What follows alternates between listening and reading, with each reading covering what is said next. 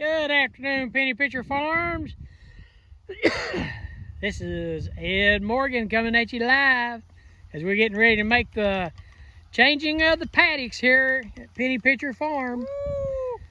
And we're moving them out of a good pasture into a better pasture. I don't know if it's better or not. They're all about the same here. Come on, girls, let's go. I want you to look at this flat right here that we're coming out of. This was the worst piece of grass that we had last year. And look here at what they're getting into here and what they're coming out of. They ain't made a dent in what we've had. And this grass, they just all kinds of it. And it's all heading out, seeding out. So hopefully we're gonna reap some dividends from this as it goes back to seed and maybe reseed some of this ground that's a little bit thin, but you sure can't tell it being thin today. But these ladies are all staying together. They're coming on up here. There's Carlson, our new bull that we got in with these ladies. He's doing his job and seems to be pretty happy, and these ladies seem to be pretty happy. Yeah, look at there. I don't know, we ain't give that a name yet, but I call her Big Red. She is doing good. And she kind of likes to be the last one coming around. But we got that little one right there that's coming in last today, so. But I think she was already up here a while ago anticipating a move. Went back down the hill, so she's probably tired. But I want you to look at this hay and look at these calves. These calves are just about hid with this hay as they're walking out through there. But I wish you saw that we had some film from last year that we could splice in with this to show you the difference in last year's hay crop to this year's hay crop. And this is, once again, this is no fertilizer or anything. This is just rotational grazing and the cattle doing the job of scattering manure, fertilize, and what grass that we had last year heading out and reseeding, and this year it's just plentiful. What do you think about it, CEO? Howdy, guys. Hope everybody's doing good this Monday evening. We got our cattle drive going on. This is our first cattle drive with Carlson. Pardon me, bear with us while we walk up here. Sorry the camera might be shaking. But guys, we're entering the back 40 of the farm now. Look at this right here. We've not been on this. I'm gonna say we've not been back here since the 1st of April. Oh, it's been at least that long. Just not for any particular reason. It's just the grass has started growing, and a mixture of that and a mixture of just now getting our stocking rate up, buying a few extra cows. It's just we ain't moved because it wasn't doing no good. We wasn't making no impact. But now, guys, now that we got the extra cows, got our bull here, now we're finally kicking off now, guys. And the grass has already hit past us up 2 weeks ago. All the professional grazers will tell you if your grass seeds out, your grass has passed you up. But that ain't necessarily a bad thing. I'd rather my grass pass me up than not have no grass to pass up. So we ain't gonna get too terribly bent out of shape with it. But man alive, you talk about a pretty day. We told you guys Saturday, I guess, when we had Sturgeon Creek Farms with us, that the blackberries was blooming. You can kind of see some over on this hillside over here. I don't know that we're in blackberry winter or not, but you talk about nice weather, honey. It's probably 75 degrees, 0 humidity. I mean, perfect. It is nice, and it is a great day to be grazing cattle here in eastern Kentucky.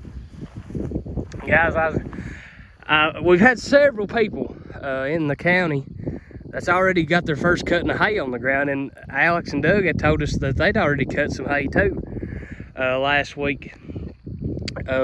And I seen a lot of people this week with their machines pulled out in front of their barns, getting everything lined up, greased up. And I'll just be honest with you guys, I'm not a gearhead, I'm a cow man. I despise getting machinery out, working on it, tuning it up. Number one, I can't work on nothing. I'm not a mechanic by no extent of the imagination. I'm doing good to change the oil and put air in the tires or something. I couldn't mechanic on a bicycle, and I don't like it because I ain't no good at it.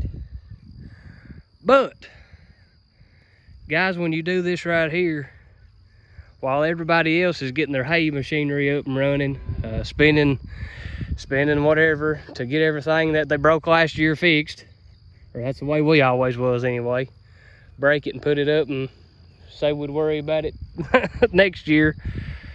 This is the time of year you're dragging it back out, trying to figure out what it was you broke that you tried to forget about all winter, and now you're shelling out the pennies to get everything fixed and fired back up. And it was just I did not enjoy that part of the hay cutting for me personally.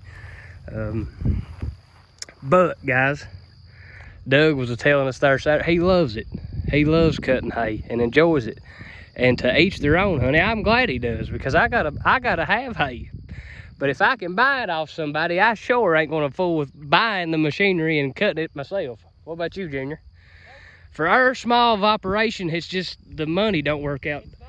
Yeah, the money just, it's not feasible. The money don't work out in our favor in our situation. For a small farm, for 15 or 20 cows, it's just, it ain't, you can't buy a $15,000 or a $25,000 used baler, or $8,000 or $10,000 disc mower and a rake and tetherer and all that other stuff that goes with it. It don't work. Watch these cows down here will follow this fence line so they know their boundary. Yeah, we've told you guys that in previous videos. When, especially this time of year when your cows is full, there's plenty of grass, they'll know. I was actually surprised these didn't go. But I'll show you what these girls have got in on. There's clover right here aside on the other side of these buttercups. Look right here. There's clover in there. Look, let me get deep. Oh yeah, there you go. Now you can see it. Look at that right there, guys. That is, it's everywhere. And that's what them girls right there's got in on. But this particular paddock, we've got them on. We got this top flat right here. Pretty well, you can see our fence line. This little top half, and it drops over to the pond there. They probably ain't a quarter of an acre once you drop over that hill there between here and the pond. But they got this big holler right here, this big valley. And as far as them cows are, as far as they can go. You can kind of see by the rose bushes where our fence line is with the neighbor. And that's about what we've got them on. Down there's Carlson, honey. He's enjoying his time here at the Penny Pincher headquarters. He sure is. Dad said he's seen him out every time he's come out and checked. He's been right out in the middle of the cows doing his job. And that's what we got, and we're sure thankful for Sturgeon Creek Farms reaching out to us and helping us with our bull problem. They fixed it. We didn't have a bull, and they did. So there you go. But we sure want to promote them. Sorry guys, I'm pointed right up in the sky right here trying to look at this red cow. We sure want to thank them boys, and our phone had too much content on it, I guess, and we couldn't close out the videos like we wanted to Saturday when we had them boys here, so we could thank them face to face on camera. But that's all right. We'll thank them right now. We sure thank them boys for everything they done. They brought the bull. They said they was gonna come pick him up here at the 1st of July. You can't beat that, guys. That's service. Look right there. You talk about first generation, second generation, and one of them little girls right there is the 3rd generation. And we wean these heifers off in January. So they was away from mama for a good 4 months. And they was a little older when we weaned them anyway. And I've not caught any of the heifers trying to suck their mommies. No, so we was kind of worried about that. We knew that they shouldn't, but shouldn't don't always happen in the cow business. Sometimes things goes the opposite direction of what you was hoping. But guys, we're enjoying this good cool evening here at Penny Pincher Farms, and Carlson is camera shy. He's way down there as far as he can go to get away from the camera. But I tell you what, you talk about a hunk of meat that Sturgeon Creek Farms has got. And we are excited to have him here for a short time and get him to breed our cows. And we are sure excited with what the end product's going to be. Guys, in the meantime, we're going to try to fight the grass and get out of here. And we will catch you all later on this week. And if you all see anything that looks like that out there in eastern Kentucky, below $2,000 a head, give us a call. Guys, the cattle market is booming right now. If you have the penny pincher tip of the day, if you have any cool cows, any cows that didn't breed back, any cows that's just not right, that you're wanting to get rid of, or especially bulls. If you've got old bulls, big bulls that's too big to breed your cows, man alive, they are selling like hotcakes right now, guys. They're selling 2,000 pound bulls for $1.20 and $1.30 a pound, guys. Do that math for just a quick second. And these weigh cows is bringing almost $1 a pound. Guys, take advantage of it. Take advantage of it. Don't keep these old things all summer long, especially when you ain't got no grass to feed them. If you got coal animals on your farm, penny pincher tip of the day, take them to town and get you some good money out of them. What do you think about that advice, Junior? I think that's good advice. Alrighty, guys, this is Penny Pincher Farm, and we're going to tell you to have a good day, let the grass grow, and give God the glory.